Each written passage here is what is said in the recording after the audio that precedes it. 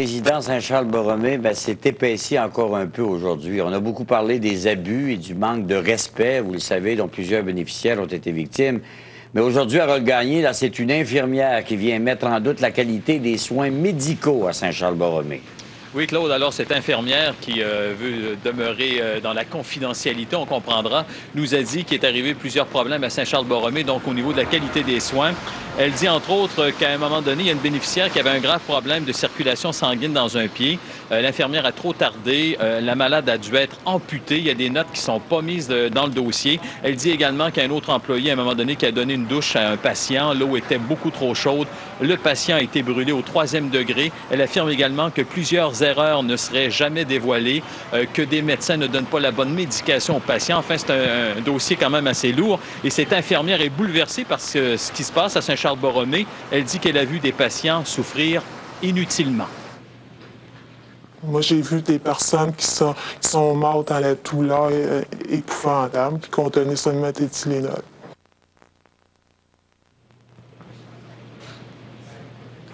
Harold, est-ce que vous avez pu parler au nouveau directeur de Saint-Charles-Borromée qui a été nommé hier par le ministre Couillard? Oui. Qu'est-ce qu'il entend faire? Le nouveau directeur a rencontré des employés aujourd'hui, va poursuivre ses rencontres au cours des prochains jours. Je lui ai demandé, par exemple, si l'Ordre des infirmières devrait intervenir, si le Collège des médecins devrait intervenir. Il dit, selon mes connaissances actuelles, je crois que non. Mais nous avons appris, TVA a appris que l'Ordre des infirmières s'apprête à intervenir dans ce dossier-là. Et le nouveau directeur veut rencontrer tous les employés. Il ne pointe pas du doigt le syndicat ni les gestionnaires. Il veut prendre le temps de s'asseoir avec eux. Et tout ce qu'il veut, évidemment, c'est améliorer les choses à Saint-Charles-Borromée parce que ça fait partie de son mandat. Et je vais vous donner plus de détails à 18h. Bien, merci beaucoup, Harold. À tantôt. On va revenir, si vous voulez, sur ce foyer des horreurs que la Ville de Montréal a fait fermer en fin de semaine dans le quartier Villeray. Vous savez que ces malades psychiatriques vivaient là et ils avaient été référés par l'hôpital Jean Talon. Alors, Karine Champagne, on attendait cette décision prise par l'hôpital qui prend les grands moyens pour vérifier maintenant son carnet d'adresses. Bon, on peut dire vraiment que l'hôpital Jean Talon a appris sa leçon. Hein? Parce que, vous savez, la résidence qui est derrière moi, c'est la fameuse résidence Timon, qui est évidemment toujours barricadée, il n'y a aucune vie. Mais ça avait été un établissement qui a été dûment référé autant par les intervenants que par les patients, parce que souvent, on questionnait les patients qui avaient un suivi avec un intervenant de l'hôpital, à savoir, est-ce que vous mangez bien? Est-ce que la qualité de vie est bonne? Et les patients qui sont, semble-t-il, autonomes, étaient capables de dire, oui, ça va bien, il n'y a pas de problème. Alors, ça a été une grande surprise pour l'hôpital Jean Talon de voir l'état de la résidence en fin de semaine dans les différents médias. Alors, il y a des équipes qui ont été mises sur pied et depuis lundi, les 29 établissements qui sont habituellement référés par l'hôpital Jean Talon sont systématiquement vérifiés. Et si jamais il y a un propriétaire d'un établissement qui refuse d'ouvrir son armoire ou encore son réfrigérateur, eh bien, l'établissement sera rayé catégoriquement de la liste et aucun patient n'y sera référé. Alors, on peut dire que c'est mission accomplie, la leçon est comprise et ça ne devrait pas se reproduire. On va visiter plus régulièrement, hein? Voilà, plusieurs fois par année. Merci. Au revoir. Au retour, quels sont les recours de cet homme laissé pour mort par la police en République dominicaine? Et 640 mises à pied en guise de cadeau de Noël à Saguenay.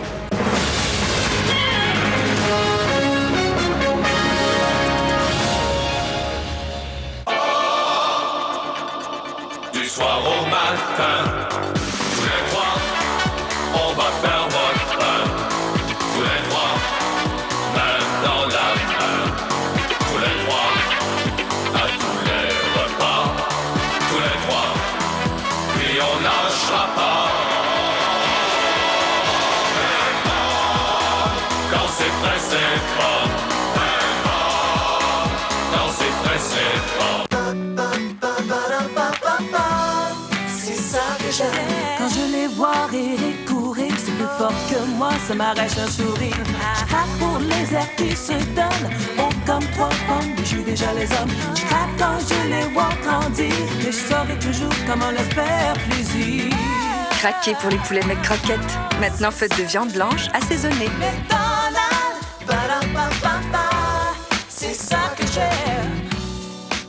Tout a commencé avec la PT Cruiser, puis vint la Pacifica. Et aujourd'hui, la Crossfire. C'est une époque extraordinaire pour Daimler Chrysler. Afin de le souligner, vos concessionnaires Chrysler Jeep Dodge présentent la vente de fin d'année. Procurez-vous la nouvelle Dodge Caravan 2004 édition anniversaire et célébrez 20 ans de leadership. La vente de fin d'année bat son plein. hâtez-vous avant que tout ne disparaisse.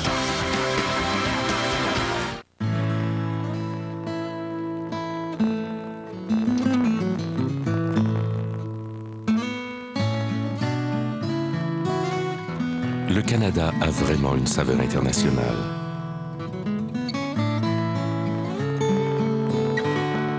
Comme nous. La pizza à croûte mince internationale canadienne de McCain. Elle goûte comme si vous y étiez. Jean Coutu, Air Miles et TVA vous offrent des cadeaux et encore des cadeaux. Complétez votre liste de récompenses Air Miles, disponible chez Jean Coutu, et vous pourriez vous mériter un grand prix d'une valeur de plus de 100 000 milles de récompenses Air Miles. Gagnez encore plus. Identifiez l'indice de la semaine dans Salut Bonjour et encerclez-le sur votre liste de récompenses. À gagner l'un des 1000 paniers cadeaux pleins à craquer. Avec Jean Coutu, Air Miles et TVA, vous pourriez gagner gros. Cette semaine, qui seront les finalistes? Les Marcoux, les Vaillancourt, les Tessier, les Corneaux ou les Gascons? Ultimatum format familial. Cette semaine, 18h30. Une présentation de PFK et de son repas royal. Demain, le 11 décembre, sur l'ensemble du réseau TVA, c'est la grande guignolée. Et cette vaste opération de la main tendue, son coup d'envoi sera donné ici même à Salut Bonjour, entre 6h et 9h. On vous attend. Judy Garland. Enfant, elle rêvait d'être célèbre. C'est vraiment ce que je veux. Je vais faire du cinéma, je vais être une star. Elle nous fait perdre des milliers de dollars par jour. La gloire a été le début de ses malheurs. Regarde-toi, tu es maigre comme un clou. Arrête de prendre ces fichus cachés avant qu'il ne te tue. La vie de Judy Garland. L'ombre d'une étoile. Une histoire vraie ce jeudi et ce vendredi 20h à TVA. Ce samedi, on fait de drôles de rencontres. Dès 18h30, voyez maman, j'ai encore raté l'avion. À 21h, vous avez un message. J'y ai bien réfléchi et je pense qu'on devrait se rencontrer. Ce samedi à TVA, la surprise est au rendez-vous. On vous racontait hier ces vacances d'horreur d'un Québécois en République dominicaine. Petite malchanceux d'être au mauvais endroit, au mauvais moment. Là. Oui, rappelons qu'il a été abattu par erreur par des policiers au moment où il se retrouvait en pleine salle de bain et que la police est arrivée. Denis Thériault, hier, on se demandait s'il avait des recours, ce monsieur. En a-t-il, finalement? Bien, tout indique qu'il a des recours, mais ce qui est compliqué, c'est d'obtenir des dédommagements de la part des Dominicains, de la part de la police de Puerto Plata, qui, de toute évidence, en tout cas selon la version du monsieur et selon un papier qu'on a, semble être une bavure policière. Reste que s'il veut poursuivre les policiers là-bas, on a consulté, entre autres, un avocat criminaliste qui nous dit, bon, oui, c'est possible. Cependant, il faut engager un avocat sur place et aussi bien se prémunir des services d'un avocat ici au Canada, parce qu'il n'y a rien de mieux qu'un avocat pour s'entendre avec un autre afin de s'assurer que le client ne soit pas lésé. Là, on parle d'affaires internationales. Alors, ce qu'il risque de devoir faire, c'est de consulter un avocat ici qui pourra prendre des arrangements sur place là-bas et ensuite poursuivre le corps de police, ce qui semble être le meilleur recours qu'il pourra avoir. Vous nous disiez hier aussi que le ministère des Affaires étrangères à Ottawa pourrait les aider. Oui, en fait, il y a une façon de les aider, c'est que j'ai parlé au ministère des Affaires étrangères cet après-midi. Ce qu'on nous dit, c'est qu'on va demander au gouvernement dominicain et à la police de Puerto Plata des explications, un rapport complet sur ce qui s'est passé. Ensuite, dès que, il y a des informations fragmentaires qui sont déjà rendues à Ottawa, mais lorsque le rapport complet sera rendu sur place, on va évidemment le traduire, le transmettre à la famille qui pourra se servir de ce dossier pour intenter les poursuites. Et ça s'annonce long et laborieux. Et enfin, le but, évidemment, c'est d'avoir compensation pour les dommages qu'il a eus.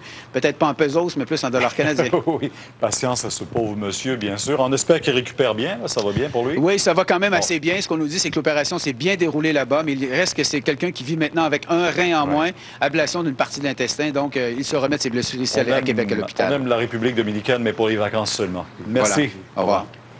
Tout un coup dur aujourd'hui pour la région du Saguenay, et ça, à moins de 2 semaines de Noël. Il y a 640 travailleurs qui vont perdre leur emploi. Sonia Lavoie, c'est l'usine de Port-Alfred d'Abitibi-Consolidated. Ça, c'est dans l'arrondissement de l'Abbé, dans la ville de Saguenay, qui ferme ses portes pour au moins 6 mois. Oui, c'est ce qu'on nous a annoncé aujourd'hui. Je dois vous dire d'abord que cette usine devait fermer au départ pour un mois, du 13 décembre au 11 janvier. Mais ce matin, la direction de l'entreprise a plutôt annoncé aux employés que c'était pour une période indéterminée, au minimum 6 mois. Abitibi Consolidated ferme 2 usines, celle du Saguenay, mais aussi une autre au Texas. La raison, c'est la faiblesse de la demande de papier journal. Également, le coût de production, les coûts de production très élevés. C'est la plus longue fermeture jamais vue ici à l'usine en 75 ans d'existence. Ce qu'on craint maintenant, c'est vraiment une fermeture définitive et vous allez voir que les commentaires de la compagnie ne sont pas très encourageants. Si le marché peut reprendre comme il était, et je pense que tout le monde le souhaite, à ce moment-là, cette usine-là pourrait repartir. Mais pour l'instant, j'ai pas de boule de cristal. Pourrait repartir, elle dit. Donc, c'est possible qu'elle ne reparte jamais. Les travailleurs, eux, comment ont-ils réagi? C'est une difficile année pour les travailleurs. Je dois vous dire d'abord que l'usine aura été fermée au total pendant 99 jours en 2003. Alors, beaucoup ont réagi avec amertume ce matin, mais certains n'osent pas croire à une fermeture définitive. Merci beaucoup, Sonia. Au revoir. Claude, on peut parler d'une journée historique aujourd'hui pour les Acadiens. En fait, c'est une journée qu'ils attendaient depuis presque 250 ans. C'est la ministre du Patrimoine, Sheila Copps, qui a lu cette proclamation royale. En fait, la reine qui reconnaît officiellement la déportation des Acadiens survenue en 1755.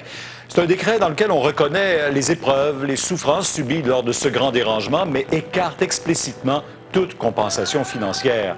Le 28 juillet a été désigné journée commémorative de la déportation des Acadiens, une journée qui sera célébrée pour la première fois en 2005. Une nouvelle arrivée chez les libéraux fédéraux. Après le bloquiste Robert Langto la semaine dernière, les libéraux de Paul Martin qui accueillent un transfuge, le conservateur, cette fois Scott Bryson, député de la Nouvelle-Écosse, qui dit qu'il ne se retrouve tout simplement pas dans ce nouveau parti créé par la fusion de l'Alliance et du Parti progressiste conservateur. Homosexuel avoué, il dénonce le conservatisme social de l'Alliance, mais il dit qu'il n'a aucun problème avec le conservatisme fiscal de Paul Martin. Il me semble que ça a bien commencé ce matin. Il y avait une belle journée, le soleil qui